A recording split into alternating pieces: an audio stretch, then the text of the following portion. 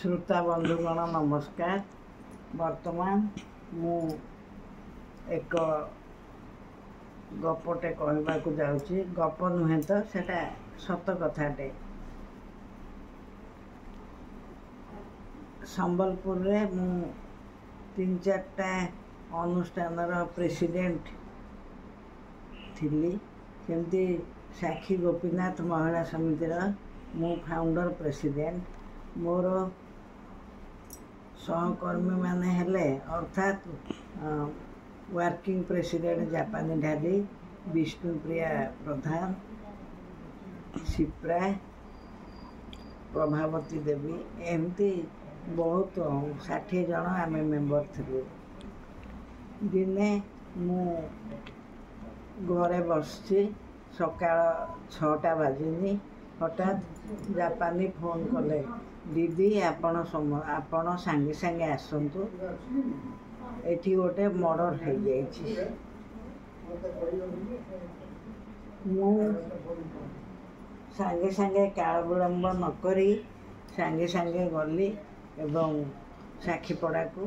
साक्षीपड़ारे देखला बेलू जो घरे मर्डर होइछि से बाटरे आदिवासी महिला मान सब जमा होइछन्ति, कारण सेटा गोटे आदिवासी एरिया थिला।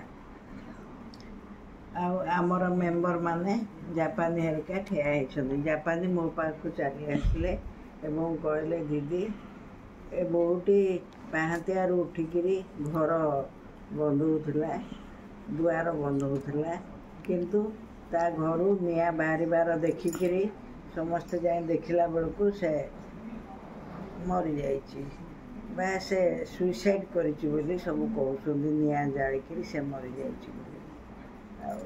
केमती करबा, बहुत लोक जमा होइथांती। मु भी जाई सेठी पहुँचली। पहुँचिकी देखिली तार सासू नणंद एमाने कांदुछन्ति। से माने कहले बहुटी उठिला, उठिकी घर द्वार सफा कला, सफा करिकी देखला बेलू से सुइसाइड कर देछि। भीतर डाकिले शुणुनी, कबाट बंद होइछि।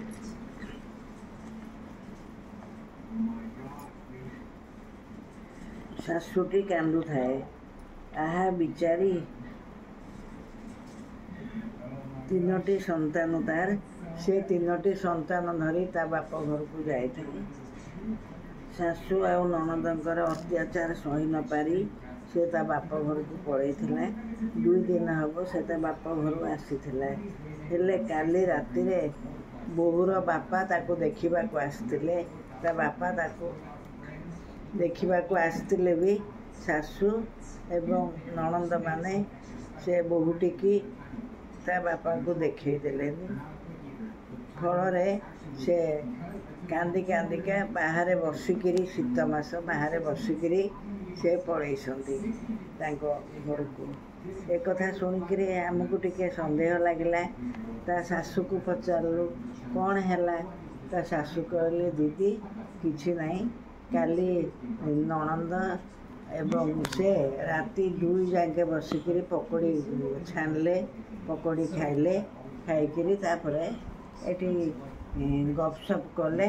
सकाळु कौन है जे से बहु एपरी आत्महत्या करिछि मु कहि पारिबिनी। शाशुटी भो भो होई कांदी पकोଥାଏ। किछि समय गला, पुलिस आसिले। पुलिस आसी देखा देखी बुझाबुझी कले। डीआईजी भी आसथांती। डीआईजी आसिकी सेठी बुझाबुझी कले। तापरे कबाट बंद थाए। मते कहले, मैडम आपण से भितर को जाई परिबे? मु कहले हाँ, मु निश्चय जीवी। आमर सभ्य माने सब बाहर थांती। मते जे कबाट भांगिले एवं मते कहले भितर को चलतु। मु भितर को गली। देखिली से झीटी केड़े छोटटिए होकर पड़ी जाइछि। ता ना मंजू। ता बाप घरे थिला। 2 दिन है आसी। 6 मास थिला। ए शाशु नणंद अत्याचार सही न पारी से पलैथिला। किंतु बाप चाहिला, झील चाहिला से बोहूटी आसू ବୋହୂଟେ ଆସିକିରି ଘରେ ରହୁ, କାରଣ ତାର 3ଟି ସନ୍ତାନ ଥିଲେ। ତାର ଗୋଡ଼ର ମୁଦି ଗୁଡ଼ିକ ସବୁ ଜଳେଇ ଯାଇଛି, ସବୁ ହାତର ଚୁଡ଼ି ଗୁଡ଼ିକ ସବୁ ତରଳିକିରି କେମିତିଆ ହେଇଯାଇଥିଲା। ଏବେ ବି ସେ ଦୃଶ୍ୟ ମନେ ପଡ଼ିଲେ ମୋ ଆଖିରେ ପାଣି ବାହାରି ଆସେ। ମୁଁ ତାକୁ ଦେଖି ହଠାତ୍ କାନ୍ଦି ପକେଇଲି। ପୁଲିସ DIG କହିଲେ, ମ୍ୟାଡ଼ାମ୍ କ'ଣ ହେଲା? ମୁଁ ଆଉ କିଛି କହିଲିନି। ସେ ଝିଅଟିକି ଦେଖୁଥିଲି। ତା ବାପା ଆଣିଥିବା କଦଳୀ ଫେଣାଟି ଥୁଆ ହେଇଥିଲା ଏବଂ ସେ ଝିଅଟି ମରିକିରି ପଡ଼ିଥିଲା। ତାର 3 ଛୁଆ ଯାକ ବାହାରେ କାନ୍ଦୁଥିଲେ। ସେମାନେ ତା ମାଆକୁ ବୋଧେ ଖୋଜୁଥିଲେ। ଏଇଟା ଦେଖିକିରି ମୁଁ ଆସିଲି ଏବଂ ପୁଲିସ ପଚାରିଲେ, ଆପଣ କ'ଣ ଚାହୁଁଛନ୍ତି? ମୁଁ କହିଲି, ଆମେ ଚାହୁଁଛୁ ଦୋଷୀକି ଦଣ୍ଡ ମିଳୁ, ଦୋଷୀକି ଦଣ୍ଡ ମିଳୁ। ସମସ୍ତେ କହିଲେ, ସେଇ ଆଦିବାସୀ ମାଝୀମାନେ ବା ମହିଳାମାନେ ସେମାନେ ପାଟି କରୁଥାନ୍ତି, ଦିଦି ଆପଣ କହନ୍ତୁ, ଆମେ ସାଙ୍ଗେ ସାଙ୍ଗେ ତାକୁ ଶାଶୁକୁ ନଣନ୍ଦକୁ ଆଣିକିରି ଆମେ ଏନେ ପିଟିବୁ। ମୁଁ କହିଲି, ଆଉ ତମମାନେ କାହିଁକି ନିଜ ଉପରକୁ ଦୋଷ ନେବ? ଏଠି ତ DIG ସାହେବ ଆସିଛନ୍ତି ଏବଂ ପୁଲିସମାନେ ବୁଝୁଛନ୍ତି, ସେମାନେ ଯାହା କରିବେ। ପୁଲିସ ସେମାନଙ୍କୁ ରାସ୍ତାରେ ଚଲେଇ ଶାଶୁ, ନଣନ୍ଦ ଏବଂ ତା ବରକୁ ନେଲେ ଏବଂ ଝିଅକୁ ପୋଷ୍ଟମର୍ଟମ୍ କରିବାକୁ ବୁର୍ଲା ପଠାଇଦେଲେ। ପୋଷ୍ଟମର୍ଟମ୍ ଯାକେ ଆମେ ଅପେକ୍ଷା କରିଥାଉ। ରିପୋର୍ଟ ଆସିଲା ଯେ ସେମାନେ ରାତିରେ ପକୋଡ଼ି ଖୁଆଇ ଦେଇଛନ୍ତି, ପକୋଡ଼ିରେ ବିଷ ଭରିଥିଲେ ଏବଂ ସେ ପାଟି କରିପାରିବନି ବୋଲି ତା ତଣ୍ଟିରେ କପଡ଼ା ପୂରେଇ ଦେଇଛନ୍ତି, ଯେମିତିକି ସେ ପାଟି କରିପାରିବନି।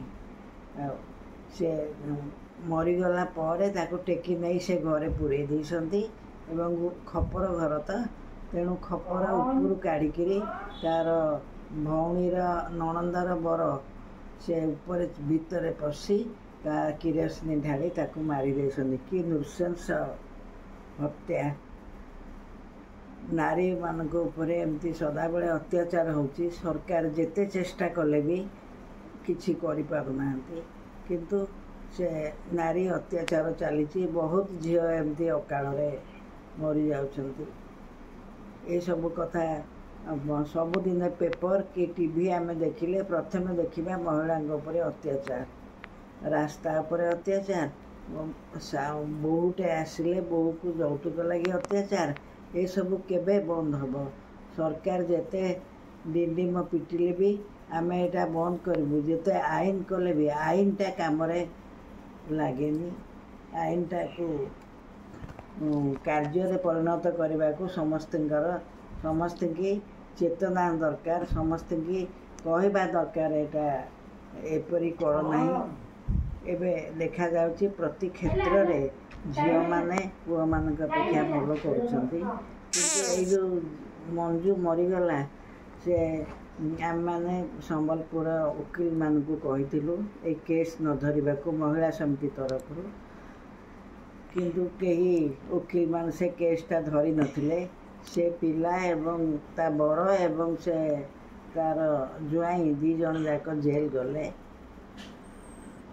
ଜେଲରୁ ସେମାନେ ପଳେଇ ଆସିଲେ।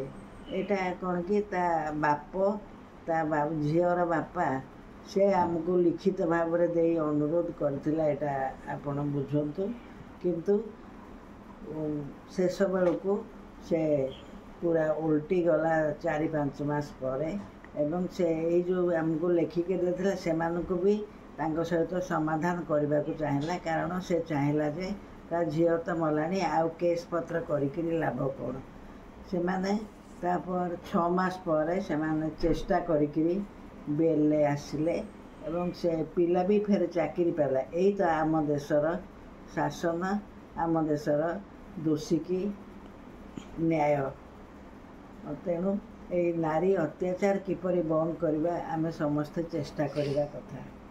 ଶ୍ରୋତାଗଣ, ମୋ ଗପଟି ସରିଯାଇଛି। ଫେର ମୁଁ ଆଉ ଗୋଟାଏ ମୋର ନିଜ ଏକ୍ସପେରିଏନ୍ସରୁ ଫେର କାଲି ଆଉ ଗୋଟେ କହିବି। ନମସ୍କାର।